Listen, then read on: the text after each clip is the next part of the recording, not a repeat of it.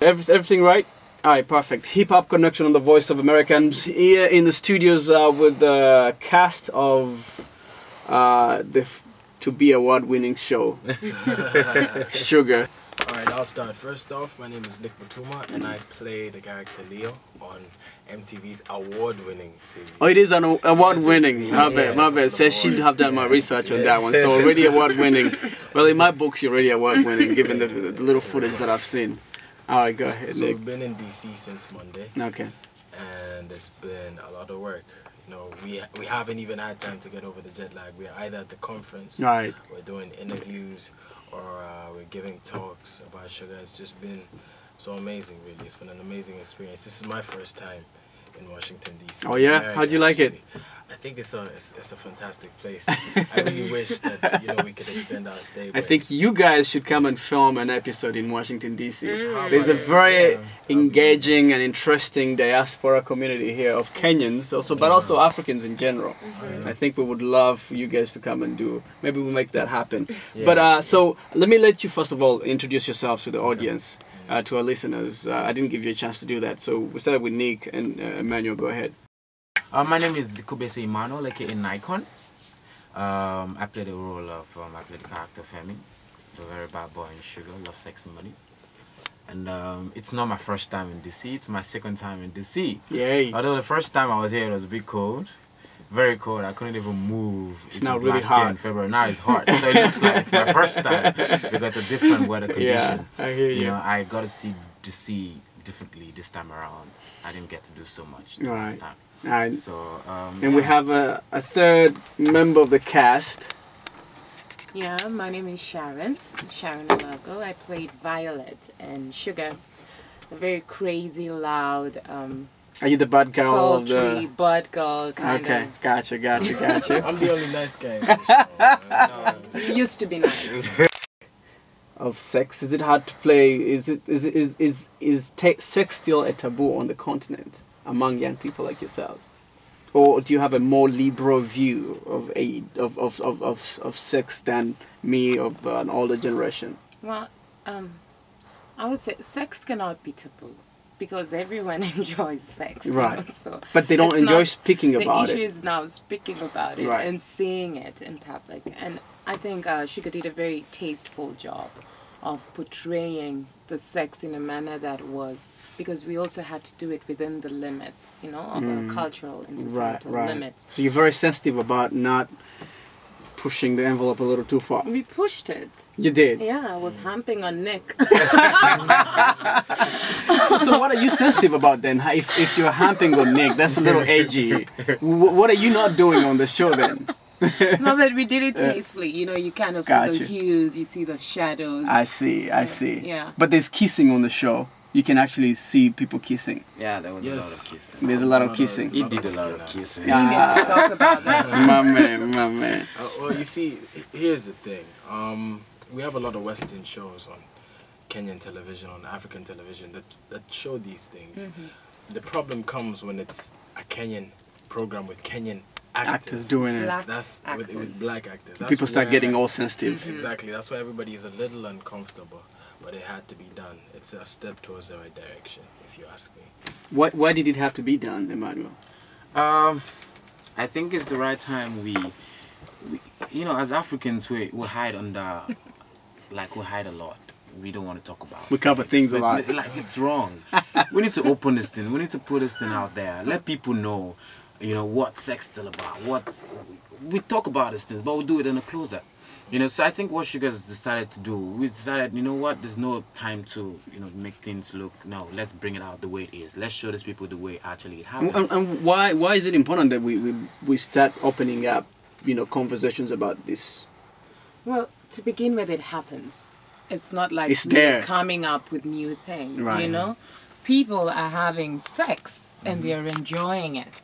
And if we do not, they really are. And this is why we're addressing this through Sugar. We want you to enjoy the sex and enjoy it very much, but use a condom. Be responsible. And be responsible, be careful, mind your body, mind your health, and without us showing the sex.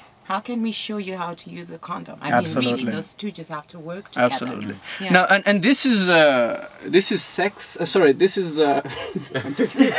Everything about sex. In a different line. This is entertainment with a message, right? Yeah. Right. How do you balance the two? I mean, some people will say, you know what, there's going to be too much entertainment and less the message. How do you balance? All right. First of all, Sugar is an exact portrayal of how young people are living in Kenya. There was a lot of research that was done. A lot of these writers went to clubs, you know, saw how young Kenyan guys are partying, really got that experience. So that's what makes the story entertaining, because me chilling at home, I see myself in certain characters. Right. But I think a lot of time went into putting the messaging, putting it in strategic ways that would not look like Gratuitous. exactly like they're preaching, Right. Because young people don't like that. Young people don't. Oh, like it's also you don't want to be preachy. Exactly. Right. I got you. So it was done in a very smart way. Like I always say, you know, we young people, we don't like things that are boring, you know. So even if you want to tell me HIV, if you tell me go read it in a book, or you come bring a very old man to come tell me about HIV or something to talk about it, I don't want to listen. But it makes more sense to me when I see it in a reality form, in an entertaining reality form. Like Sugar was very entertaining, but it passed the message.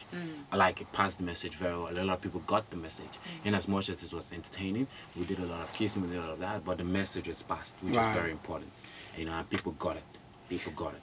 And I know you Nick, you keep talking about Kenya, but this is a show really that I mean, you're broadcasting in Kenya, Yes. you're based in South Africa, you should, you know, but and you're planning to show it around the continent, you know. Let me ask you about identifying with characters. You're obviously young, middle class, cosmopolitan kids who are being portrayed or portraying a very important message.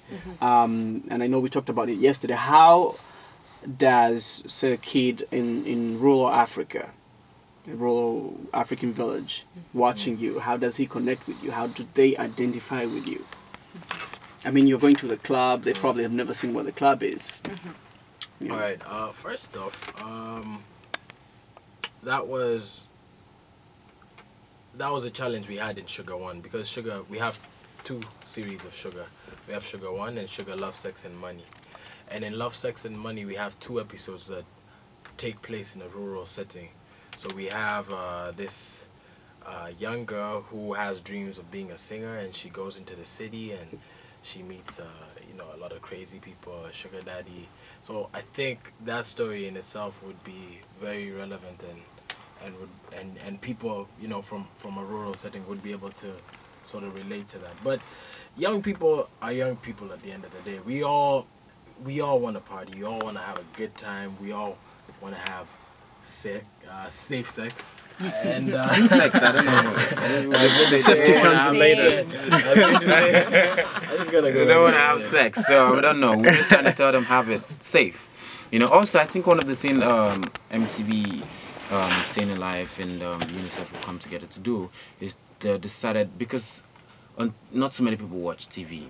Like you said, a lot of people in the rural areas actually don't watch TV, and they don't also understand the language English that I was speaking. So they decided to put up a Sugar radio program, which is actually running right now on Sugar. On like a radio version of the TV show. Yeah. Although it's not the same characters, but Right. it's the same storyline. theme. With different characters also, you know, portraying Interesting. the same message. You know, and we have that on local language like Swahili, French, and English. You know, so this is 6 also countries. in 6 different countries, and also we have an application now where over 60% of mobile phone app. Yeah, Yes. a phone app where 60% Sugar of One. people with mobile phones can actually get access to Yeah, you can Sugar download Radio, it can onto your download it phone. and watch it free of charge. You We know, also listen to had it. we also had the, what is it called? The iPad. She's not the iPad. You know, the newspaper when they have the cartoons. Oh, Remember the comic those? strip. A comic Yeah, strip. Yeah, Oh. we had like a comic strip. you with guys our are going all- faces. And it was amazing like because that. it goes everywhere. I mean, Sharon, it was in Swahili. comment about that the issue of connectivity in terms of, I mean, identifying with characters as you know, cosmopolitan young woman in the city, and how, say, a young lady from the village Could identify with me. Right. Oh my God, I mean, when I'm here, I'm speaking English, but when I'm back at home, I speak everything. I speak Swahili, I speak Luo, you know, and not just that. We can't, you know, we always remove the cosmopolitan from the greater, the bigger picture, if I may say. Absolutely. But one way or another, we are all connected. You understand? The same issues I have as a woman, and the same issues I have as a young woman, you know, issues dealing with, okay, choosing the right partner, you know, negotiating sex, fashion. Just because I'm wearing, I've got my style, doesn't mean the other person back at home, I mean back in the rural areas, doesn't have their style. Right. Like, we'll still speak fashion, maybe in different terms, but we will still speak fashion. So there are all these themes. Some levels of connectivity that... The rape, the issue of gender-based violence that was touched on Shuga, it doesn't happen just in the cosmopolitan areas, you know. We've got families, I mean, you get family members raping children. Right, abusing no one them. knows about it because people are not talking. I mean, our culture is still African. Like, within the Kenyan, a Luo, like I am Luo. A Luo in Nairobi and a Luo in the Luo land, we eat the same food. We speak the same way. I mean... You'll be surprised that the Luo in Kenya and Luo in Washington D.C. actually do the same, you know. Yeah, even for diaspora communities, we still maintain a level of connectivity to our culture and traditions and our roots. I guess the question that I wanted to ask you then is, and I really did ask you this yesterday, is like, how do you feel like the show has changed your lives? I know you become rock star type personalities, and you know, best. I understand this because, you know, I remember watching these TV shows, and I know the type of impression that you would create. How has the show changed your lives as actors?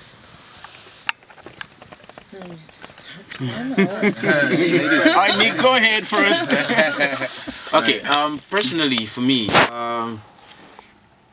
well, Shuga wasn't the first show that put me out there in the limelight. I'm also an artist. I make You're a music. musician? Yeah, I'm a musician. I sing, and I've made a couple of club bangers. He's so. gonna sing for us. Yeah, you know. So, but Shuga gave me a different perspective of being a celebrity, if I can put it that way. I wasn't just that celebrity that you see and you just want to, like, hey, hi, you know. I was that celebrity that people could come up to and talk to and ask certain questions and tell me how they feel about the show and what advice I can give to them. You know, like, hey, I've been doing this, I've been doing it. Like, you know, so many people have come up to me and tell me, oh, what do I do in certain situations? That's why the questions were too much. The responses we're getting were so much that we had to learn more about HIV so that we could actually advise these young people. But that also surprised you in itself. Yeah, like so it surprised us. So it was so much that we had to, yeah, the responsibility was so much. We had to go for trainings and learn about HIV so that we could actually advise young people on certain things that we can do in a more knowledgeable. Exactly. I got you. So yeah, so that's what Shuga personally is done. Anyway, so mine was twofold, I would say, because on the one hand, I got a very great reaction from all the people who felt that my role embodied what they felt most young people were doing. Because, you know, it's not that people are sluts, honestly, or sexually generous. Sex is really nice, you know, and people enjoy it. And the thing is that, we don't think of actually getting into a monogamous relationship. You know, the main thing is you need to be in a monogamous relationship and have safe sex, get tested, and all that. And I was exactly the opposite of that. So I had one group of people who felt, oh, maybe she is generous normally, you know, and everyone trying. Really? Yeah, of course. So they would take your actress, your persona, yeah, you know, in real life and try to project it on your character as an actress. Yeah, and until what's the name of your character? It's Violet. Okay. So you see, season 1 I was crazy, you know, very very happy, drinking a lot and dancing and, you know, going out and really having Fun. fun, Right. you know, very, like, so much fun. But